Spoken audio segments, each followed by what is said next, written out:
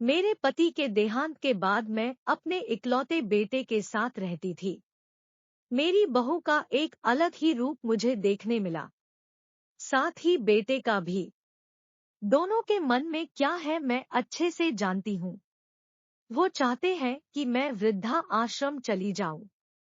अपने पति के गुजर जाने के बाद मुझे यह सब भी देखना और सुनना पड़ेगा, इसका मुझे अंदाजा भी नहीं था। पर मैं मन मार कर अपने बेटे और बहू की बातें सुनकर भी यहाँ रहती हूँ, क्योंकि मुझे मेरे पोते और पोती दिखाई देते हैं। उनकी झलक पाकर मुझे सुकून मिलता है। मेरी बहू को कोई दिक्कत नहीं हो, इसलिए मैं घर के बाहर रहती हूँ। बेटे ने थोड़ी मेहरबानी की है कि ऊपर टिन की चादर लगवा दी है।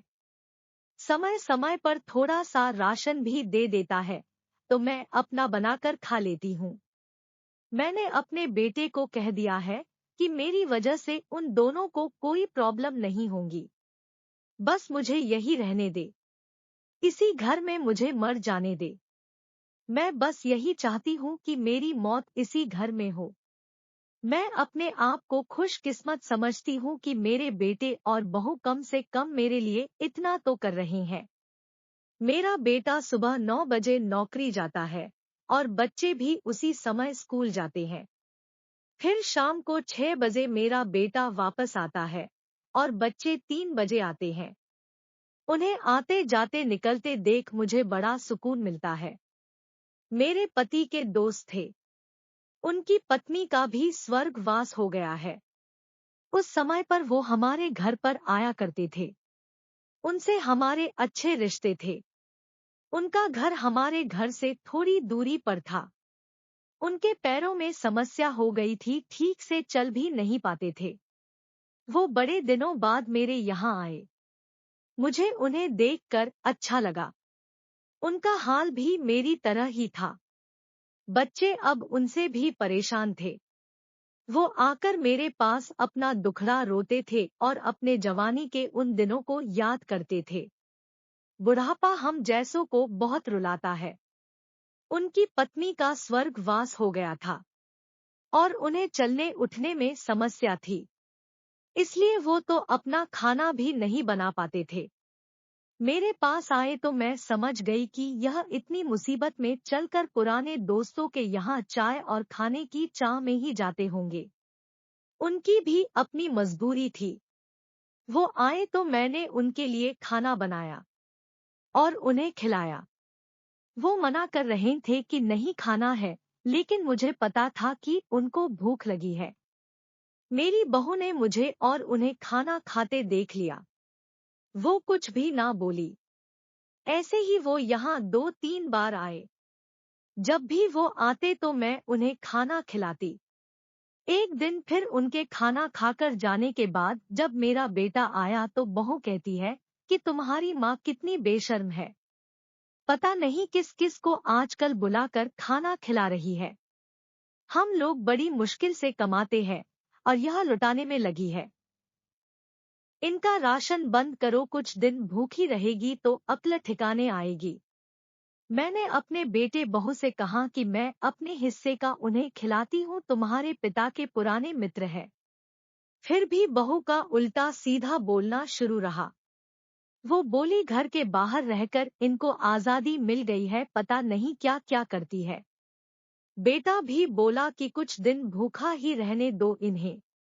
मुझे मेरे बेटे ने घर के पीछे सीढ़ी के पास ले जाकर बिठा दिया और कहा कि अब यही बैठो।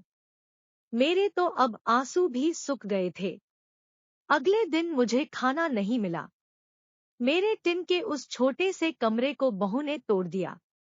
एक दिन पूरा भूखा रहने के बाद मैंने सोचा कि मैं गलत कर रही हूँ। मुझे अब अपने बेटे के यहाँ नहीं रहना चाहिए और शायद गलती भी मेरी ही है। मेरी ही परवरिश में कोई कमी रही है, तभी तो यह परिणाम मुझे भुगतना पड़ रहा है। अगली सुबह मैंने अपने बेटे को कहा कि मुझे वृद्धा आश्रम छोड़ आ, अब मैं तुम दोनों को ज्यादा परेशान नहीं करना चाहती। बहू ने कहा कि एक दिन भूखी रही तो अक्ल ठिकाने आ गई ना। बेटे के चेहरे पर भी अजीब सी खुशी थी, वह तुरंत जल्दी से तैयार हो गया, मुझे छोड़ने के लिए।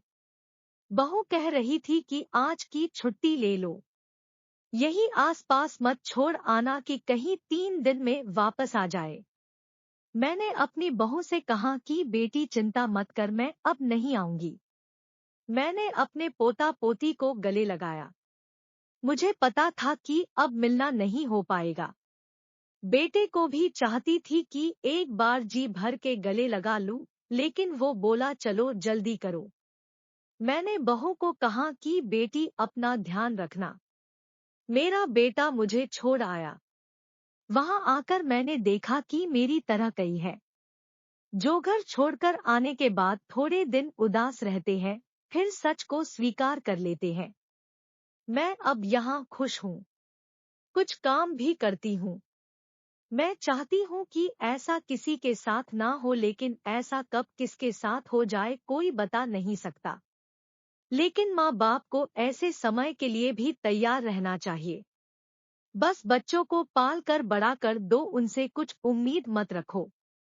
ये हमारे दिए गए संस्कारों और पालन पोषण का ही नतीजा तो था कि मैं आज भरा पूरा परिवार होते हुए भी वृद्धाश्रम में रह रही हूँ। हो सकता है कि मेरे बेटे बहू को उनके बच्चों द्वारा ये भी नसीब ना हो।